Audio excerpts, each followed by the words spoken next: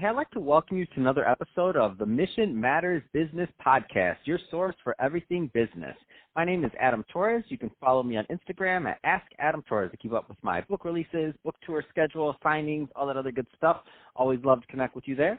And as always, if you'd like to apply to become a co-author of one of my upcoming books, just head on over to the website, moneymatterstoptips.com, and click on Become an Author to apply. All right, so today I have Eric Ribbentrop on the line, and he's founder over at i-HEADHUNT, which is an executive search firm. Eric, welcome to the show. Thanks for having me today, Adam. All right, so let's just kick it off by getting right into i-HEADHUNT. So as founder, tell me why you started the company, a little bit more about it, and what you specialize in. Yeah, so i-HEADHUNT is actually the third startup that I've been involved with.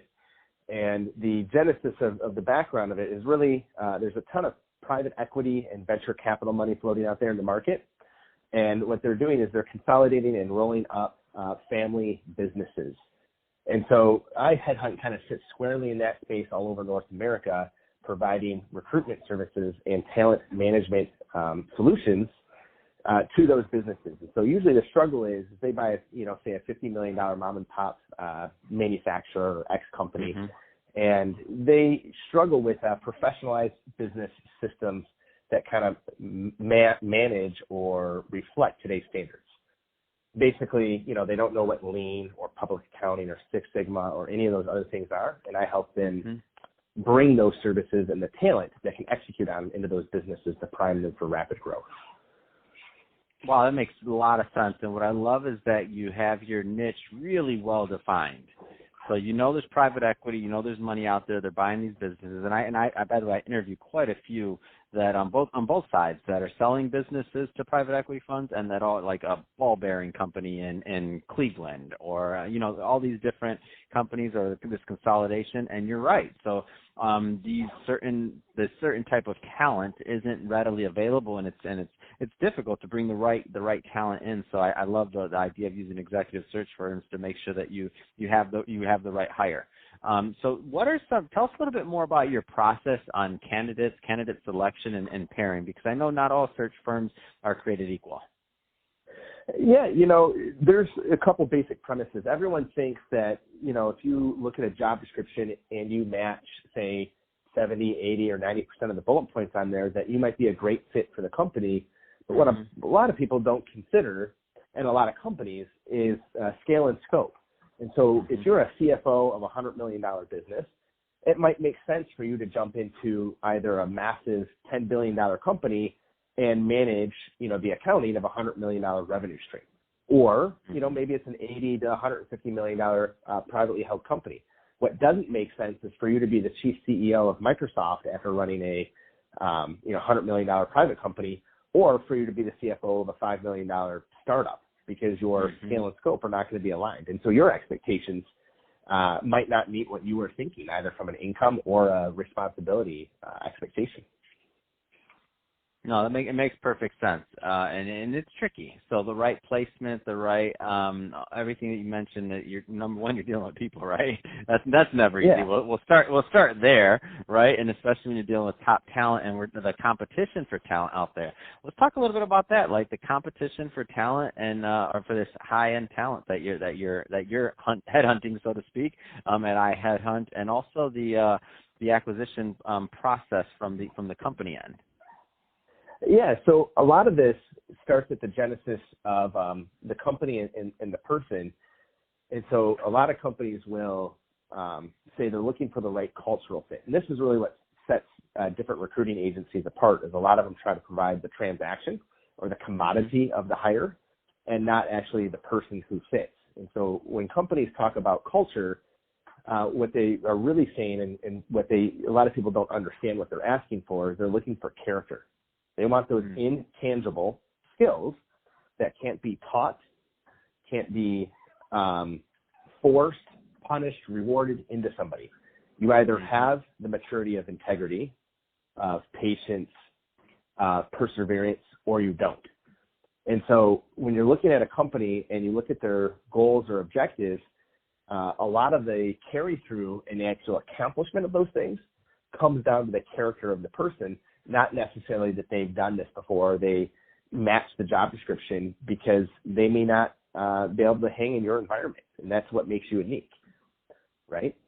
Yeah, for sure. That's awesome. And so when Eric, go ahead. I was going to say, when the private equity comes in and they purchase an organization, that's one of the things they do in their diligence is to understand where the team's coming from and who can carry what ball forward. And that's where we get asked to a lot of our consulting services, is to help them map that out so they know what type of expense profile and how long it might take for a person to make an impact in a business if they were to acquire it. And so we've talked a lot from the business side. Let's talk about from the candidate side now. So how does a candidate really communicate value here so that they can advance their career and their position, so to speak, or I should say, what's the best way for them to do it? One of the best ways for them to communicate that value so that they can advance their position and their cause in the equation, so to speak. Yeah, so there's some very simple things, and for most people, you already know these things. You just aren't used to wielding them directionally for your benefit. You're doing it in your core area of expertise. And so if you just take a moment, sit back and think about it, you'll probably come up with a lot of these things on your own. And so what I would start with is the first one. And this one, maybe not everyone sees it or has thought about it, but if you think about it, it makes a lot of sense. And I kind of have coined this term, the language of assumption. Meaning, don't create a verbal barrier between you and what you want. You could be selling a product. You could be interviewing. You could be selling a company. And so it's not if we do business together, it's when we do business together. Instead of I, it's we and our. Because you want to make yourself look bigger and a part of the story, not separate from the story. Mm-hmm. And most of us, naturally, when we're talking to people and we have an objective, you know, you want to jump ahead of line because you have one item and the guy in front of you has 50. It's all about getting them to see that you're really being a part of the story and a part of where they're at, right? And a lot of people just naturally separate themselves by creating those false verbal barriers. Now, here's the amazing part about this one little trick. It's not so much what happens during your conversation or immediately thereafter. It's the memory of that conversation down the road. And so if you're in front of a board of directors you're interviewing for a VP of engineering spot, right? They're going to go back and they're going to roundtable a day or two later. And they may roundtable after they interview all the candidates. If everyone else put up those verbal barriers, but you didn't, they're going to have that fond memory of why you stood out. Because they're going to remember I and us and when, not if or but.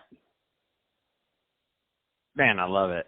I love it. This is, that's really high level stuff for everybody. You might want to listen to this episode again and take some notes on here because Eric is dropping pearls of wisdom. That's awesome, Eric. I love it. And it really is when you're talking about these high level positions, you really do need to be this specific.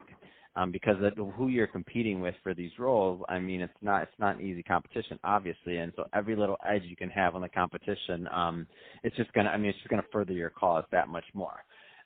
So, Eric, that being said, a lot of people listening, they obviously know you know what you're doing over at i-HEADHUNT. So two different sides of the question. Number one, for businesses that are thinking about, or venture capital funds that are thinking about, or private equity, I should say, that are thinking about and looking for new talent, and they do need to contact a search firm with your type of expertise. What's the best way for them to reach out, number one? And number two, if there's candidates out there that meet the pedigree of what you're looking for, that also want to learn more, how do they reach out? Well, you can always find me on LinkedIn and send me an invitation request there.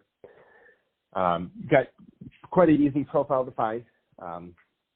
Beyond that, you can check out the website, and that will give you kind of an idea of what the company is doing and what the company is all about. I'd be more than happy to field requests, answer questions, and help get people from point A to point B. And really, that's what this is all about. It's about drinking the other person's Kool-Aid and becoming a part of their story. It's not about how I do it or what I do. It's how we together can have success. That's awesome. Where you're at. It's awesome. And for everybody listening, I definitely would check out Eric's page on LinkedIn. He does quite a bit of writing, got a lot of interesting articles up there that you definitely would benefit from checking out. So want to definitely, some of the concepts that we talked about today, he does expand on in writing in some of his articles. So definitely go check out Eric on LinkedIn. Really easy to find. You can put in his name or obviously i-HEADHUNT, and all that stuff will be in the show notes. So great stuff there. Well, hey, Eric, it's been awesome having you on the show. Definitely appreciate all the knowledge you gave today on your process and also what it takes to communicate more value as a candidate for a potential executive position. And to the audience, as always, thank you for tuning in. Hope you got a lot of value out of this. If you did, don't forget to subscribe to the podcast, leave me a review on the Apple iTunes Store, do all those great things we do to support our podcasters. I really do appreciate it. And if you're watching this on the YouTube video, leave us some comments in the comment section on the YouTube channel. Mission Matters Business is the channel. And Eric, thanks again for coming on the show. Awesome. I appreciate you having me.